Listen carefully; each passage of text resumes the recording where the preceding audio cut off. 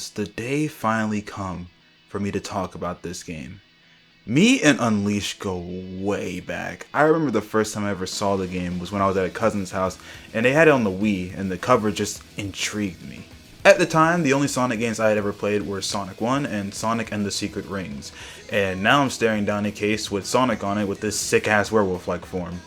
I was like 3 or 4, some shit like that, but of course the Wii wasn't plugged into the TV and I was too nervous to ask if I could play this Sonic game they had.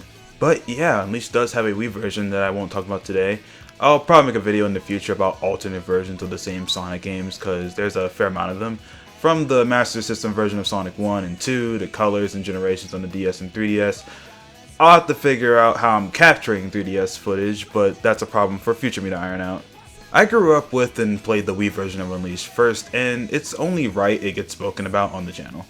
But for now, we're going to direct our focus to the HD version of Unleashed because I absolutely adore this game.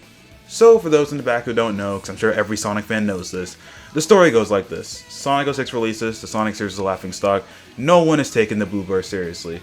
I got a whole hour-long video on 06 if you want the full story, but going into Unleashed, Sonic team had a lot stacked against them due to the previous title. But in the end, Unleashed came out, and around this time no review publications were taking Sonic titles seriously, so regardless of the game's individual quality, they typically got middling to low review scores, with Sonic Unleashed getting a 60 on Metacritic, which if you don't know, Metacritic combines reviews from many different publications and average out the numbers to give a score. I won't sit here and say that some of these scores weren't justified, like Sonic and the Secret Ring sitting at a 69. Even if that game's a guilty pleasure for me, I would have put it a little lower, honestly.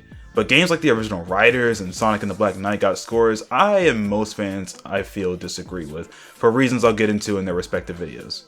But to bring the focus back to Unleashed, in recent years, Sonic fans have propped this game up to be hot shit, and for good reason. This game brings the boost mechanic from the Sonic Rush games into 3D for the first time, and crafts levels around it that are a blast to run through. I'll talk more about these games in the next video, but for now I just really want to talk about Unleashed first. At any point after collecting enough rings, you can press square or X if you're on Xbox, and Sonic will burst forward and break the sound barrier, immediately reaching his top speed. You can ram through objects and enemies, run along the surface tension of water, which is cool as fuck, and eventually use it in the air to jet yourself forward. Though one thing immediately setting Unleashed apart from the prior games is that we are now removed from the adventure formula. Sonic now controls more akin to a car, and can't turn and stop on a dime like he could before. He has to lean into his turns now, which is not nearly as snappy as his controls in SA1 or 2 or even Heroes, but like I said in my Adventure 2 video where I mentioned the slight stiffness Sonic possesses, it doesn't really matter because the levels are built around the controls. Most of the time in Sonic Unleashed, you're moving forward while using the new quick step maneuver to dodge hazards with the tap of the shoulder buttons. It's not often you're asked to be extremely precise with your movement while going this fast. The challenge here comes from reacting to the level design and taking quick jumps to reach a faster pathway, or sliding on obstacles to not kill your momentum. We're here to maintain this speed and get the lowest time at the end of the stage, and to that end it's a blast, but there are times within the level where you engage in precise platforming, but it's always when the game itself slows you down, like the spring before the clock tower segment of Rooftop Run. Another new move Sonic possesses now is the Drift, which gets misunderstood in Unleashed, and a lot of people think it's ass, especially after Sonic Generations came later and Loki perfected it. But a lot of people are just using it wrong. See, if you try to take a turn without coasting to the edge and then drifting, you'll start your drift, but the speed you have going into it will cause you to careen off the map, especially if you didn't turn off your boost. But if you slow down and start at the edge and go for a drift, you'll clear the turn every time. Drifting in Unleashed has a bit more depth to it than later games, but as you'll see when I get to Generations, I do overall prefer how it was handled there, but it's not bad in Unleashed. I'm doing all this talking about Sonic's gameplay, but what is this game even about?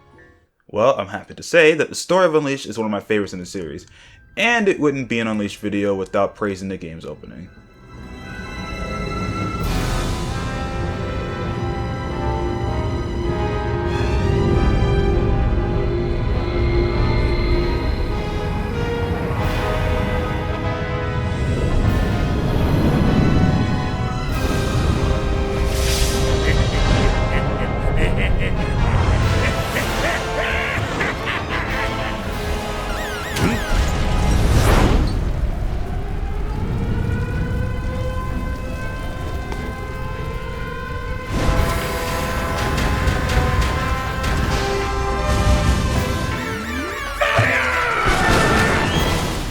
So the game opens with this fantastic cutscene showing Sonic tearing through Eggman's defenses on his armada, and without a word spoken, there's so much character in every action between these two. Even if you've never played a Sonic game before, you can just tell that these two have been fighting forever, and that for Sonic, this is just an average Thursday for him. However, eventually Eggman manages to get the upper hand on Sonic, which pushes him to transform into Super Sonic, who makes short work of Eggman's ships and eventually cornering him. Some witty banter ensues from Sonic, and he lowers his guard long enough for Eggman to capture him in this machine. With as strong as Super Sonic is, I find it hard to believe that this was what did him in, but I digress. Sonic gets forcefully put into shock therapy while the machine ends up draining the positive energy out of the Chaos Emeralds and uses them to power a cannon that Eggman shoots into the Earth, which splits the planet into pieces while also awakening a being known as Dark Gaia, a god sealed within the Earth who Eggman wants to harness the energy of to build Eggmanland and conquer the world. But in the process of doing this, a bit of Dark Gaia's energy gets into Sonic, which ends up turning him into this. Soon after, Eggman expels Sonic into space with the drained Chaos Emerald, and Sonic falls towards the Earth, but fortunately is stopped in midair by a mysterious force, but he still ends up falling a considerable distance that you would think would kill the Hedgehog, but considering other Hedgehogs in the franchise can survive falls from space, I'll let it slide. But Sonic ends up falling on this little guy, and he thinks he gave him amnesia, which he feels bad for, and opts to help him regain his memories. This little dude is going to be our companion for the game, and I like him a lot, but I'm going to get into his character a bit later. Soon after this, the sun comes up and Sonic regains his normal form. And this is where the game throws you into the tutorial level, which I already went over, so I'll continue into the other gameplay style that I've been saving for this moment. So after you clear the tutorial level, you'll run through one proper Sonic level, but then after that the sun will begin to set. Up until this point, you would have also explored the hub world for the country that you're in, talking to folks to see if they know who Chip is, which is what Sonic opts to call him for now after he swoons over some ice cream. The hub worlds aren't as big as adventure fields from Sonic Adventure, but they are a decent size that helps with world building and serve their purpose just fine. But as stated, the sun sets when you return to the hub world, and Sonic transforms back into what the game calls the Werehog, which I find charming. The Werehog is much slower than Sonic, but can still move at a good pace when he runs on all fours, and he also has stretchy arms to boot. Why specifically stretchy arms? Who knows, it just looks cool.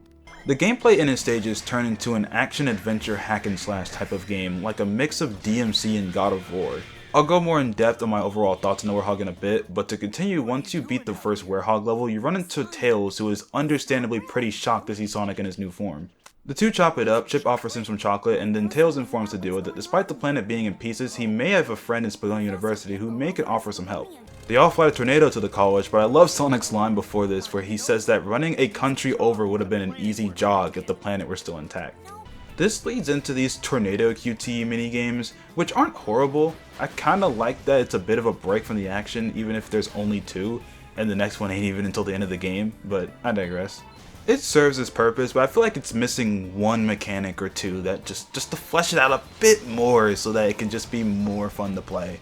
But regardless, you land in Spagonia only to find out that Professor Pickle was kidnapped and witnesses say they saw Eggman heading towards Missouri, so the trio goes over there next. You get another Werehog level where after you save the professor, but before returning you also steal documents from Eggman known as the Gaia manuscripts, and after returning to the university, you find out from them that Dark Gaia emerging and splitting the planet into pieces is actually an event on a 10,000 or so year cycle. Eggman forcibly splitting the planet open though disrupted this schedule, which is the reason why Dark Gaia couldn't maintain his physical form, so his energy dissipated across the planet, which explains the enemies you fight. So now Sonic, Tails, and Chip are tasked with going into each temple that's listed in the Gaia manuscripts and use them to restore the Chaos Emeralds back to full power, in which from there the Emerald will piece that part of the planet back together naturally on whatever continent it's on. This, if you couldn't tell already, is a globe-trotting adventure, taking you all over the world from China to the polar ice caps, which gives Sonic Unleashed a very unique identity in the series. To this day, no other Sonic game has levels inspired by so many different cultures. The first temple Sonic restores is in Missouri, based off Africa. Professor Pickle tells you there's a temple based out there, and Sonic goes just in time to stop an attack from Eggman, which leads to a fun stage that's low-key tough to get the best rank on, followed by a boss fight which, while easy, is high energy and fun to tear apart. I love the Egg Beetle, like just boosting into it when he's open, and the sheer force from Sonic resulting in this massive machine tumbling, struggling to regain its balance, and you just knock it around over and over again. So fun. That's typically how Unleashed goes. Professor Pickle will give you an area to explore. You play a night or day stage first to explore the area, eventually finding the temple after a boss, and then placing the Chaos Emerald in the temple altar, which then pieces the planet back together. Sometimes it's a stage set during the day, and other times it's a stage set at night with the Werehog. One criticism this game gets is that you spend way too much time playing as the Werehog, and that seems to be most of the game, and that would be true. You have to play these levels to unlock future day stages and progress the story. They may have the same amount of stages, but just one of them, even if you're like me and know what you're doing, is vastly longer than the other type of levels, which understandably may turn some people off. But not me though. I quite like the Werehog. Not nearly as much as the Sonic stages due to some issues I'm about to get into, but as he is, he's solid. And honestly, just a couple of changes is all it would take to elevate the gameplay style for me. Now, I never really understood people calling the Werehog a God of War clone. To my knowledge, being an action hack and slash game is just a genre anyone can put their take on, though God of War was pretty popular in 2008, so I guess the comparison was inevitable. Regardless, I think it's important to see how Sonic Team's take on the genre turned out, and honestly, I like their spin on it, but it's bogged down by a few things. The Werehog has a basic light attack combo when mashing the X button or square button, and then he has a heavy attack combo route with the triangle or Y button.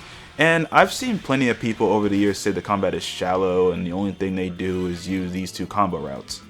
The Werehog has a whole combo list you can look at and add to if you upgrade your combat stat. Yeah, Unleashed has RPG elements. When you beat enemies with the Werehog or normal Sonic, you'll collect these yellow diamonds that act as XP for the Hedgehog, and at the very end of the stage you can choose to spend it on different stats. Normal Sonic gets the short end of the stick though. His only upgrades is how long his boost meter is and his speed, which is made misleading. Upgrading this makes Sonic's acceleration better, not his top speed. So if you boost long enough, you will make it to your top speed faster regardless, but they frame it like it's increasing that max speed entirely.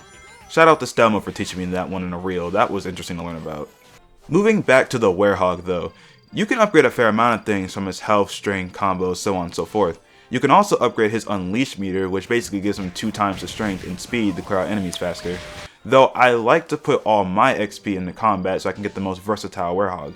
You can make it pretty comfortably through his stages if you're good enough on just his combat alone.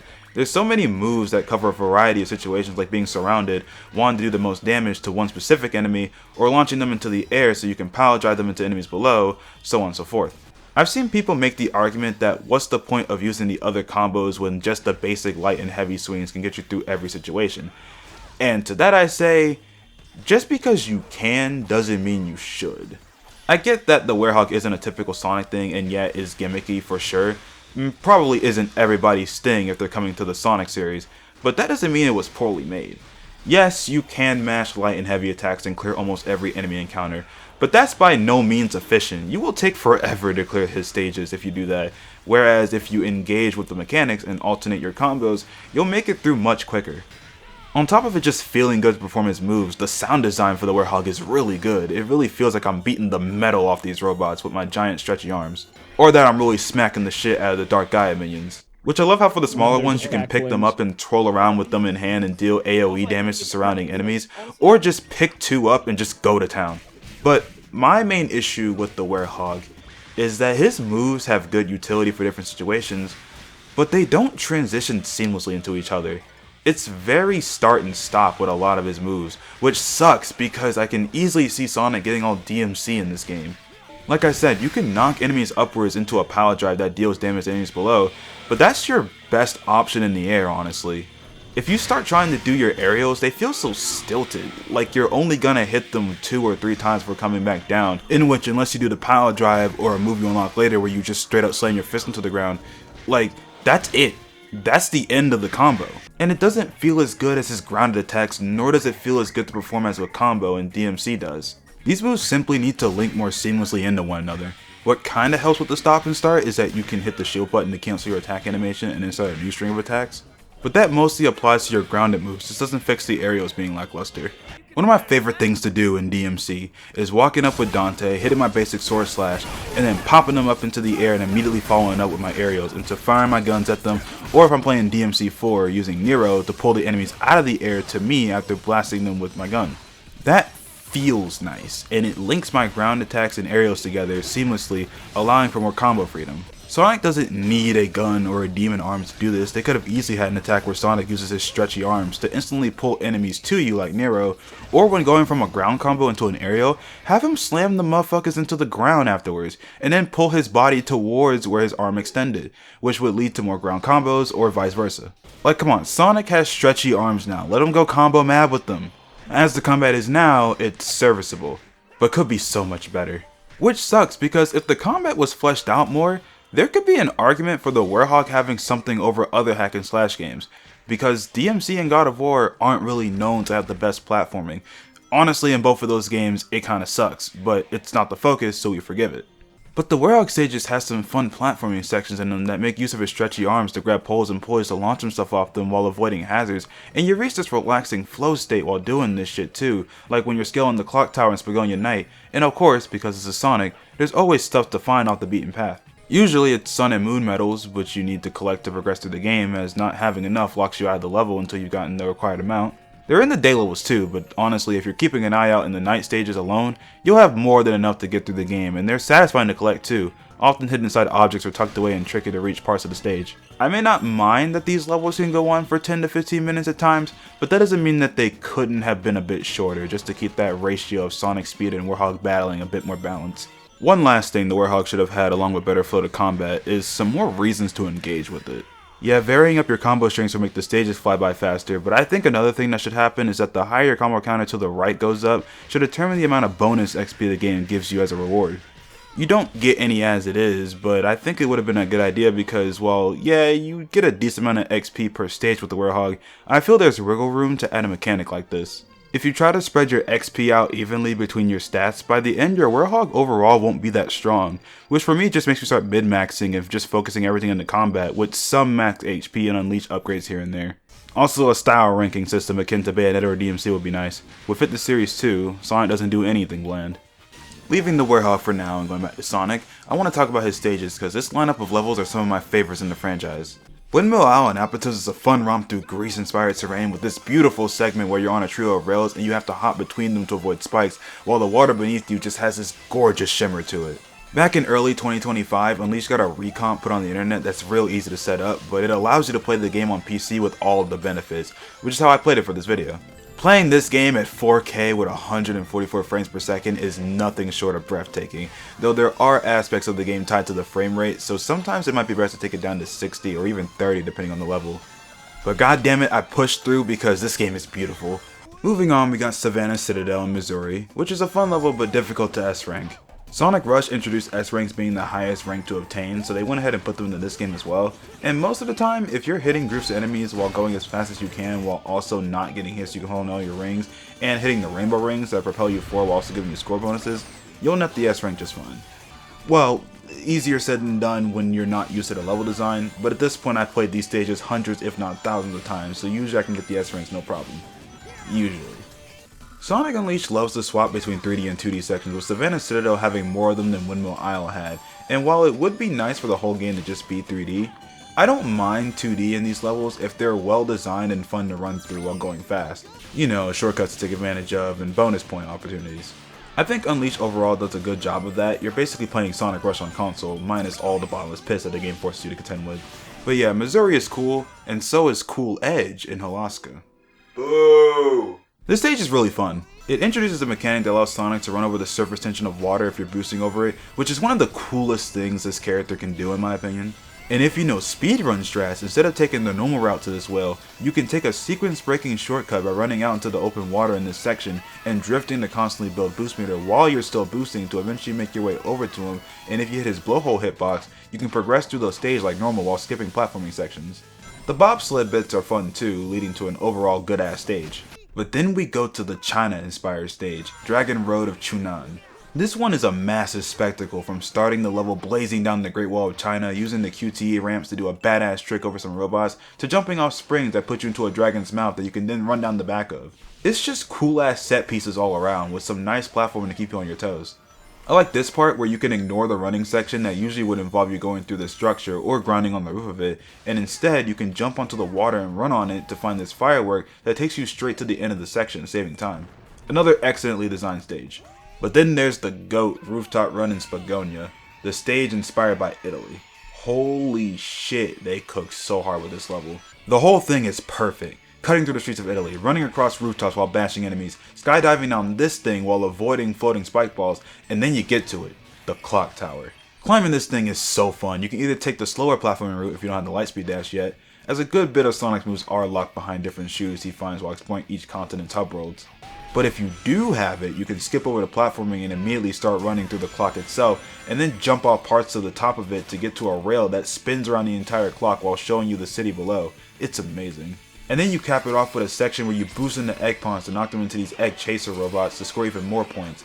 And this whole level is just a blast from start to finish. Definitely one of the best levels to ever come out of the series.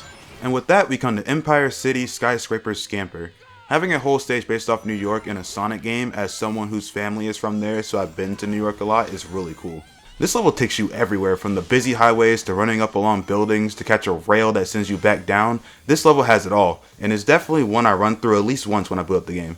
But these next two are straight up just as good, if not better, than Rooftop Run, if you ask me. Arid Sands of Shamar, with its Middle Eastern inspiration, is so fun to run through. I play it over and over whenever I'm on Unleashed because it's just that good. They make great use of the quick step here at the start, rocketing through marketplaces full of people and having to quick step around them to keep your speed, only to push you into a section where you have to jump over this bridge very quickly while still quick stepping around people. The true fun is being able to do this at your top speed while boosting. You feel like such a gaming god when you pull it off. And then it just keeps going with the energy, taking you through the remainder of the town, only to transition into the canyons where you run through old crumbling ruins, where if you're fast enough, you can speed through them before they even have the opportunity to fall on you, which is just so fucking cool. Though, the amount of times I bump into the rock walls at the end, which throws off my trajectory and makes me speed past the gold ring in the end, is probably somewhere in the thousands, I swear to God.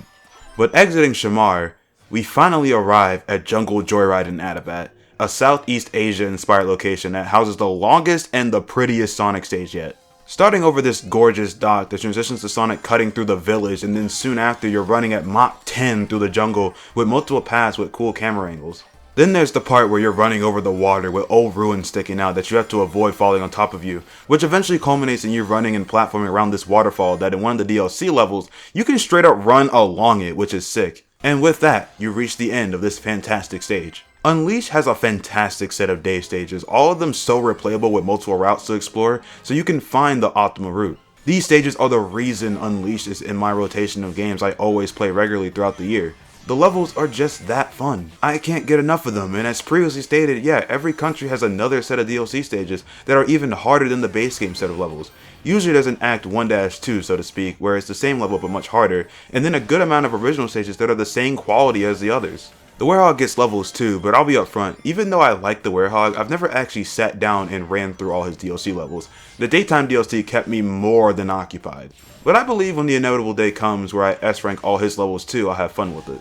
Each of the countries I went over has a Gaia temple in them that Sonic and Chip eventually find and use to restore the Chaos Emeralds, which in turn puts the planet back together. Beforehand, there's usually a boss of sorts you have to contend with, and while Sonic's fights are all spinning in some way off the Egg Beetle fight, just with a different pattern, the Werehog usually fights some Dark Gaia creature, or in Shunan's case, he fights the Guardian of the Temple, which has some sick-ass QTE cutscenes. The bulk of the bosses, though, are fun enough, but not really much to go over. I do got one, though, that I'd like to shout out in a moment, that's a particular favorite of mine. But slowly the planet comes back together. Amy tags along as a cheerleader after a while. She and Sonic share a moment where Amy doesn't recognize him, which despite him always running away from her advances, this moment emphasizes that he cares about her, which is sweet to watch play out. Though the undisputed top character moment comes in Adabat after you beat the boss. Sonic has had many one-off companions over the years, but Sonic and Chip has always been one of my favorites. After he loses his memory, he spends the entire game goofing around with Sonic while trying to figure out who he is, and I love their goofy dynamic and how Chip interacts with the world. He doesn't know anything about it, but he's now given the opportunity to experience life on Earth, seeing different cultures, eating different food, and exploring natural wonders. Throughout the game, besides sun and moon medals, you can also collect artifacts like vases that Chip will comment on, and some of the VHS tape collectibles contain movies that are just Sonic and Chip being goofy and hanging out while exploring the world.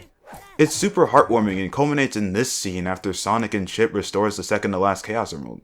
This temple ends up housing Chip's memory, and he finds out he's actually like Gaia, the force meant to put a stop to Dark Gaia and return the planet back to normal. The true reason for his memory loss was yet another result of Eggman prematurely waking the two up. This scene is set at sunset on the docks in Adabat, and it's shot so well. Chip reflects on his journey with Sonic, recounting everything they've been through, saying he's extremely grateful to be able to experience the world with them, but then he tries to leave and shoulder the burden of restoring the planet alone, but Sonic pulls him back. To Chip here, Sonic has no reason to come along now that he knows his true purpose, despite the journey thus far, but Sonic wants to help him finish strong anyway, because they're friends now, simple as that. Sonic games that are able to deliver memorable emotional moments along with the high-speed action are among my favorites in the series when it's done right, and they knocked it out of the park in this scene. But as I stated, the journey is not over yet. We still have one more piece of the planet to restore, and unfortunately for our duo, it's the most dangerous area yet. Professor Pickle has determined the final Gaia Temple's location, and it's located on a continent where Eggman was finally able to put together his brainchild he's been trying to build for at this point 10 years.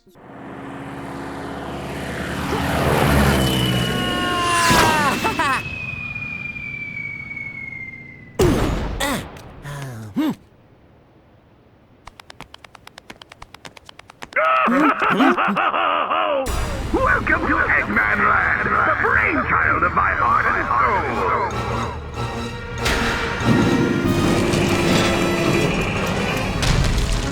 This is my magnificent empire, made possible through my genius and the limitless energy harnessed from Dark Gaia.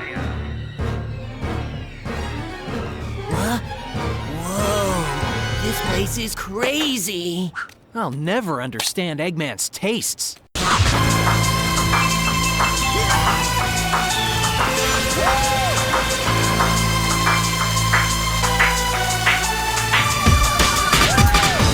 Oh yeah, the final level is fucking Eggmanland, the theme park he's been trying to build since Sonic Adventure in 1998 in Japan. And this level is one of my favorite levels in the entire franchise, period. A theme park that Eggman has been trying to build for 10 years is of course going to be the hardest level in Sonic history. There's so many branching paths, each leading to its own death trap that you need to be on your P's and Q's to avoid, let alone make it through stylish and quick. So many obstacles you have a split second to react to and avoid, while you have this absolute banger of a song playing in the background that just sounds like you're running through a theme park in hell. It's so cool. Then throughout the level, you make use of the hourglass that were in the overworld to swap between Sonic and the Werehog, but I don't mind this because since the level is split between the two playstyles, and this is a 20 to 25 minute long level, if you're dashing to the end as the Werehog ignoring every enemy, you'll still be in good shape to take the S rank. Most of the enemies act more as a nuisance slowing down your progress than ones you necessarily need to stop and defeat, though there is a good amount of that sprinkled in. Plus there's a lot of really good Werehog platforming mixed in. I just love how difficult this level is. As a person who's been playing Sonic games since I was 2 or 3 years old consistently, I love that there's always that one level I can play through that's simply really difficult. No matter how many times I run through Eggmanland, there's always a chance I can die, and that's my favorite part about it. Which makes that God run where I make it through the whole thing, nailing every shortcut, passing every QTE, all while taking 0 damage while never dropping in speed just feels so good.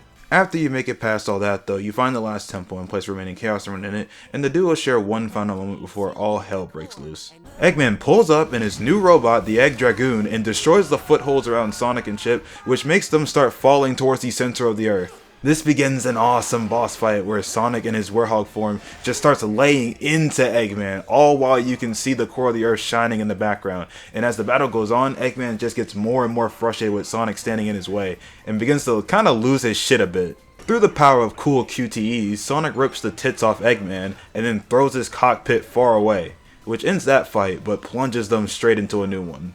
See, after that fight, Dark Gaia begins to regain his form and promptly betrays Eggman and then retakes all of his energy back that Sonic was holding on to, which returns him to his normal form. All hope seems to be lost, but Chip says fuck that and summons all the Gaia temples to him, and it forms a fucking Megazord. Dark Gaia has begun to plunge the planet in total darkness, and the only thing standing in his way from accomplishing that is Chip's Temple Mech. As cool as this thing looks, it could have been so much more fun to play. In the PS3 and Xbox 360 version, all you're doing is holding the boost button to slowly approach Dark Gaia so you can press some QTEs and beat the shit out of him. Very slowly. This is a time where they chose to make this more cinematic rather than focusing on the gameplay, which is where the Wii version of this boss fight shines. That shit is just straight up punch out, but this is pretty boring. The only good part of Phase 1 is the Sonic parts where after clearing Chip's boost segments, Dark Gaia grapples Chip like 3 separate times, and Sonic comes in with the assist, having to navigate through these really tightly designed platforming segments that can easily trip you up and cause you to run out of time and lose a life. These are fun for me though, since I've got them memorized, so the cutscenes at the end of Sonic smashing Dark Guy's eyeball in are satisfying. But between all of them, it just takes you back to square one of this boosting nonsense. Thankfully, once you get to phase 2, this boss fight becomes a bit more fun.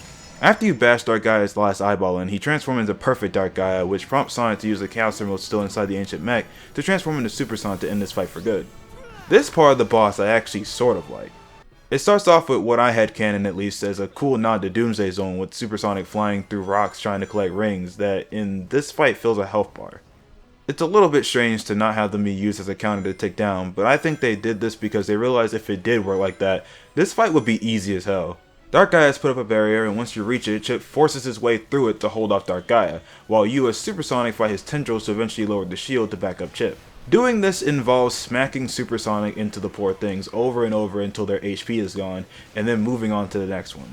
All the while burning rocks are in your way that can hit you, or Dark Gaia himself can fire a laser at you, both of which reduce your HP. With the amount of rings you pick up before coming here, it could have easily trivialized this segment, in which one could argue the health bar just artificially raises the difficulty in that regard. It's very easy to take one too many hits and die, and if that happens, you gotta start smacking the tendrils again from square one, which is not fun. If you do it on your first try though, it can be pretty entertaining getting Super Sonic to Dark Gaia. The rest of the fight is just Super Sonic QTEs with one where you have to mash the X or square button 50 times, which ends in Super Sonic using himself to fucking impale Dark Gaia. Right through his massive eye, which is kinda metal. But I don't know, I can have fun in the last phase, but it's not the best final boss this series has cooked up. Definitely the most cinematic though, like I'm really into what's going on story-wise. Anyways, Sonic transforms back into base and falls into Mecha Chip's palms unconscious. Chip utters his final heartfelt goodbye before throwing Sonic out of the planet's core. And after falling pretty similarly to how he did in the opening, he recovers and finds that all that's left of Chip is his bracelet, which he puts on and charges towards the next adventure, ending Sonic Unleashed. This game holds a very special place in my heart. The story, the gameplay, the characters, all of it comes together so well to form an unforgettable adventure that still stands unique in the series. There is no other game in the franchise that is like Unleashed in terms of its setting, and while gameplay wise there are future iterations as I'll get into in subsequent videos, Unleashed itself still has intricacies that are uniquely its own, which I find cool. It may take someone playing this for the first time some runs to get the day levels down, but I think the time invested is worth it for the hours of fun a person will have. With that being said, that is all from me today. Next video I'll be taking a look at some handheld Sonic games on the Game Boy Advance, and then in a later video the DS Rush titles. I kinda wanted to go over them before pushing into the 2010s games because those are so different in tone and vibe despite working off the foundation Unleashed builds. And because these are some extra games from the 2000s that I feel like talking about at the moment. Anyways, I hope you all have a great day or night, and peace. It's been a minute since I recorded one of these little outro bits. But, yeah, my apologies. Life got fucking hectic as fuck. But, regardless, want y'all to, as I just stated, stay safe out here. The streets be dangerous nowadays. And on top of that, got a lot of stuff planned for the year. And, hopefully I get to all of them and all that good stuff. A lot of cool things, things that are long overdue. Mostly, like, stuff that's, like, Sonic related and shit. But I also got some other series I want to talk about this year. But for now, I'm focusing my attention on Sonic for a bit. But yeah, y'all be easy. And I say a lot whenever I record these. I realize that. Well, I mean, it's natural because you know it's unscripted and shit. But whatever. Fucking yeah. Y'all be coolin'. And yeah, peace. Also, shout out to Irva, bruh. He the GOAT.